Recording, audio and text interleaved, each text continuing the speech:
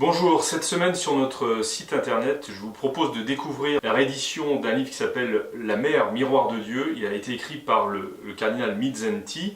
Alors ce livre nous propose de découvrir la maternité, si je puis dire, dans toute sa réalité. Évidemment les mères de famille naturelle, si je puis dire, évidemment la mère de Dieu, et puis évidemment la maternité de l'Église. Et puis le cardinal Mindszenty en profite pour parler d'éducation, pour parler de catéchisme, pour parler de grâce, pour parler aussi, et c'est un point important, vous le comprendrez aisément, il nous parle de la mère patrie. Pourquoi est-ce que c'est important? Parce que le cardinal Mindszenty a été un lutteur.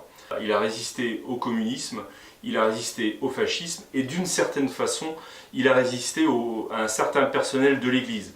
Alors le fascisme, c'est pendant la Seconde Guerre mondiale, le communisme, c'est d'abord en 1919, quand les soviets prennent le pouvoir pour une durée assez limitée en Hongrie, et puis le communisme, c'est à nouveau en 1945, quand l'armée rouge balaie les nazis et installe un pouvoir communiste à sa botte.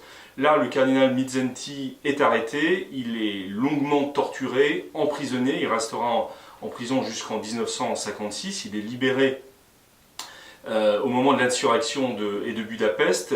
Celle-ci est écrasée à nouveau par l'armée rouge, par les chars soviétiques, et le cardinal Mindszenty trouve refuge pour 15 ans dans l'ambassade des États-Unis. Après les tractations, il part en exil en Autriche, il écrit ses mémoires, et là c'est l'Église qui ne veut pas qu'il révèle trop de choses, et le pape Paul VI lui demande de démissionner de ses postes comme archevêque et comme primat de Hongrie. Il refuse. Et donc il est démis par le Saint-Siège de tous ses postes. C'est une grande figure de résistant catholique. Il défend la loi naturelle dans ce petit livre et il nous invite en quelque sorte à la résistance devant tous ceux, quels que soient les pouvoirs, qui veulent détruire cette loi naturelle. Donc je vous rappelle le titre de ce livre, La mer, miroir de Dieu, c'est édité par les éditions Parthenon.